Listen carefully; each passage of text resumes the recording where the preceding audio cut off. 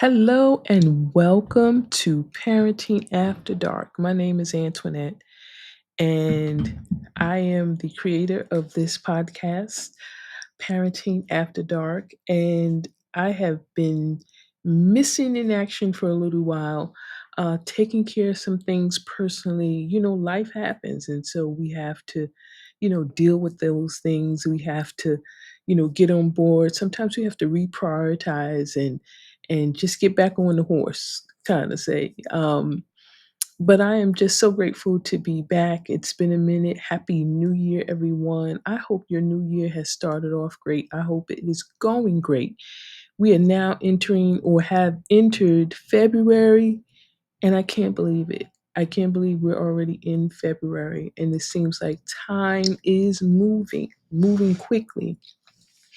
And so while I've been kind of on a hiatus and taking care of some things and really restructuring and reprioritizing some things because I'm going to be launching into some new endeavors. And so I'm super excited about that. I am just over the top about it because it's something I've wanted to do for a long time, and I'll share at a later date.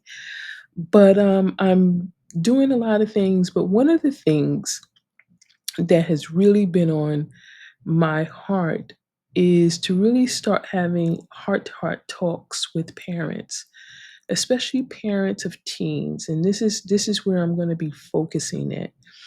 Parents of teenagers, anywhere from 13 to 18, and focusing in on that relationship in particular.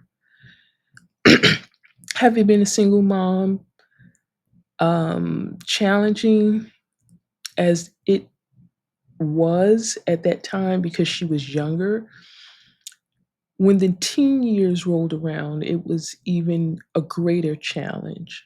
And it was really hard. And I have to say, I was scared a lot of the time because I remember my teenage years. I remember the thoughts and the things that I did as a teenager. You just do stuff, you do stupid stuff, you do dumb stuff. But for the most part, I was scared because of the fact that I was like, how do I handle when she does her stuff? Right. And so a lot of times, it was just, I was like, Lord, help me. And what I didn't realize was the most important thing that I could have done was to really take time to connect with her. That means sit down because once they become teenagers, it's kind of like you have to shift your parenting. It's no longer just giving rules and instructions and laying down the law. Now you're dealing with someone who is emerging into adulthood. And so they deserve equal respect in every way. And sometimes that's hard because their behavior is, typical teenage behavior. They have a lot going on. There's a lot of hormones going on, a lot of feelings, a lot of thoughts. There's this greater pull to pull away from parents and to establish their own uh, values and beliefs about life. And, you know, um, they take and draw from their experiences. And it can be very confusing. If you remember your teen years, it can be very confusing. It can be very hard. If we reflect back, on our relationship with our parents at that time, I think we can really identify with our teens and where they are now. You know, we like to think that we're the best parents in the world. We like to think that, you know, maybe we're doing really good. And for the most part, we probably are.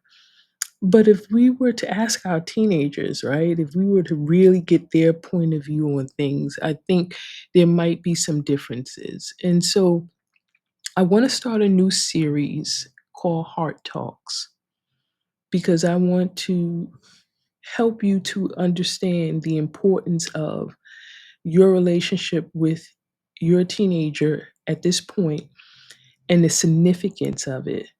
I don't have to tell you. You can turn on the news and you can see for yourself what's going on in the world. There is a lot of evil in the world. There's a lot of evil people who are trying to do things, and there are good people that are trying to do things. And so oftentimes, if we really be honest, it seems like evil is winning all the time. It seems like people are becoming, more or doing more perverse things. They are, really doing some, out of the box things. And so this is the world that our teenagers are living in. It's not like the 70s, it's not like the 80s, it's not like the 90s. This is totally different. And so they are, I want to say, I'm thinking of the word solicited, but they are pursued. I think that's a better word. They are pursued in every way. There are people and things that are vying for their attention. There is the culture in and of itself that's promoting a lot of things that may be contra to the values and beliefs that you are or have instilled in your children, right? And so, right now, I know one of the common beliefs that oftentimes parents of teens believe is that now that they're older, they're more independent, I can kind of loosen the ropes, or, I don't have to be, so involved now. And yeah, to some degree, yes. But to a large degree, we have to stay just as involved, just as committed, just as attentive as when they were younger, and even more so now. And, with again, everything that's happening in the world, we have to be intentional about our parenting teens. We have to be intentional, intentional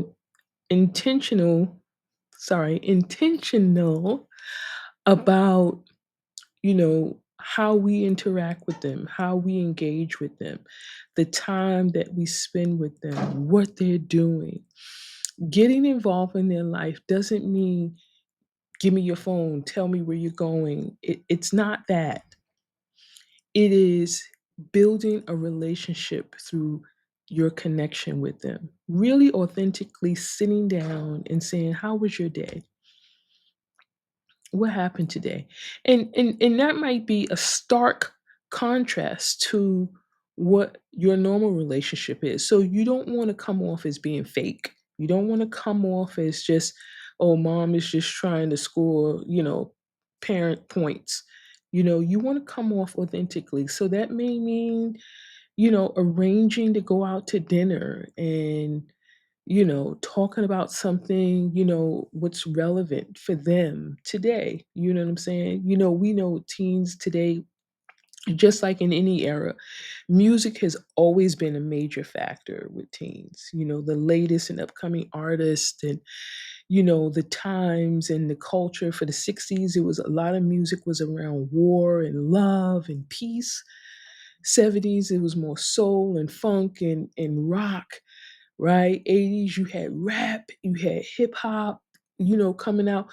Every era, every era had its music genre that was, the thing, for that time. And so some of the music now that our teens are listening to is ratchet, I have to say, but it's their music.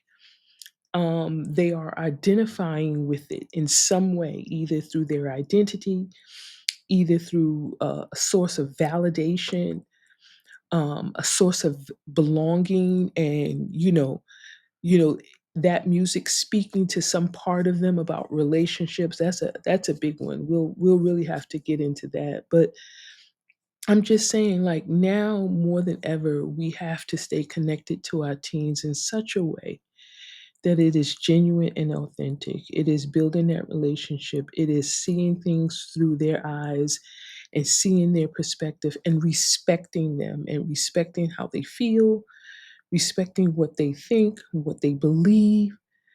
And so, parenting now, as your kids are teenagers, you actually come alongside them and you begin to talk to them as young adults.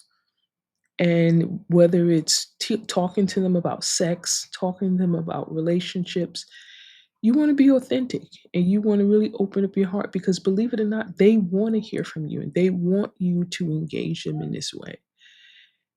They would probably, in most cases, want to know your thoughts.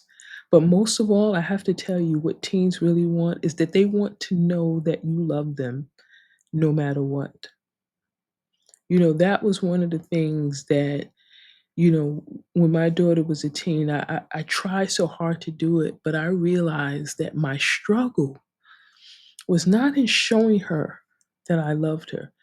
It was first knowing that I am loved by God and receiving his love for me, right? That was really the root of the issue because I mean, I've had experiences, in my walk with Christ, but deep down inside during that time especially, I didn't really feel like God loved me. I felt like I was always vying for his attention or whatever. And so I was caught up in my own thing and trying to, get healing in my emotions, trying to, you know, parent and work and all these things. And so I felt like I really was hitting it and missing it with her a lot. And I was like, man, something has got to give. We would go out to dinner and she would be on her phone. We really wouldn't have conversations and it was always kind of awkward. And I was like, what is going on? And I wanted more. I just didn't know how to really do it. I didn't want to come off as being one of those parents that I'm prodding and spying and looking or doing anything like that. I respected her privacy. I never went through her phone, never went in her room and went through her stuff. It's certain boundaries I just did not cross because there was that trust that was there. And her going to church with me every week, she wouldn't be in the sanctuary with me. She would be, either in teen ministry or whatever. And then there was some days that she didn't go to church, and that was fine. But having her own relationship with God is what really kept her. She told me later on, some things that she experienced in school with bullying and stuff like that, and how God helped her to overcome. And I remember those times. And I was just so afraid for her because she just felt, alone and she wasn't sure about a lot of things. And being the only child, I wish at that time, I had other children who can, encourage her, do what brothers and sisters do. But that wasn't the case. And so I found myself, just being in fear a lot and just hoping she was okay, hoping she would talk to me. And there was times she would, and there was times she wouldn't. I didn't know then the level of uh, hurt or whatever that she was in. And I didn't realize, or I had not realized, that during this time, there was a lot of development that was going on in her body, in her brain. And so there was, if you can think about, like, what do you call those zombies in movies? They always tend to walk like side to side because something is off or whatever. And it was almost as if that's how, teens grow and develop. Like their brain is not developing as fast as their bodies, as fast as their emotions, and as fast as their hormones. So they're kind of like all over the place. They feel awkward sometimes. They're not as secure. They're not as confident. And so during this time, I believe it's the greatest of importance that you pay attention to your team, that you are attentive, that you are there, that you are creating that safe space for them in your home, in your life, that you are spending the time with them. That is needed. Sometimes they need a whole weekend where they can just be by themselves, and then other times, be with the family or just with one particular parent or whatever, and all of that's fine. You are coming alongside of them to be this coach this, this guide to give them that safe space to grow. Because one of the things I recognize, especially in this day and age, is that you have a lot of attacks against our teenagers, against their innocence. It's almost as if there's a perverse attitude that wants to just expose them to everything, and with them being having access to the internet and on through their phones and through schools, they have access to a lot more information, a lot more stuff that they need, that they really shouldn't, but it is available to them. And so that was out of that, I wanted to have heart talks with you as a parent, because I want you to begin to be intentional about, just getting more involved if you're not in your teen's life, getting more connected to them, getting to know them and actually spending time with them and actually liking them. And that's a struggle sometimes. We love our children, but we don't always like them. We don't always like what they do. We don't like the attitude and the sucking the teeth and all like that. But getting to that place where none of that really matters, but the fact that you want to be with them and you want to get to know them, get to know this emerging adult, this young person who is now coming into adulthood, who may or may not know what they want to do in life, right? They may not know if they want to go to college, they may not know what they want to do, but they are moving into adulthood nonetheless. And they need support, they need love, they need validation, they need encouragement, and they need to know most of all that they are loved, loved unconditionally. And so that's another area that I like to talk about, because a lot of times we think, we may be loving our children unconditionally and we're not. And that's okay in the sense of your kids understand that you're not perfect, but it's still important for you, us as parents, to be aware of that and how we need to begin to be intentional about that and what that actually looks like. So I'm so glad to be back. I'm so glad that I was able to get on tonight and really just share with you from my heart. If you have questions or if you have things that maybe you'd like for me to talk about more, you can always email me at the number one parenting after dark at gmail.com. Send me your questions, send me your thoughts. It's always welcome. Uh, Moving forward, we're going to continue to do this live stream, but I may change it up for March, but I will definitely let you know. Look, like us on social media, Facebook, Antoinette Clay, or you can follow me on Instagram here at Parenting After Dark, and also at Gmail at Parenting After Dark. And I'm looking forward to next week and really delving into more of what is really important, for now, for parents of teenagers today, and building that relationship and really getting connected to them, and really just thinking about all the things that sometimes we really don't want to talk about, we don't want to face, but we have to, because that's our role as parents, to be that source of foundation and trust and empathy and respect. So I hope you have a wonderful week ahead. I hope you had a wonderful day today. For those of you hit with the snow, I hope it wasn't too bad. And I will definitely see you next week right here on Parenting After Dark. Good night.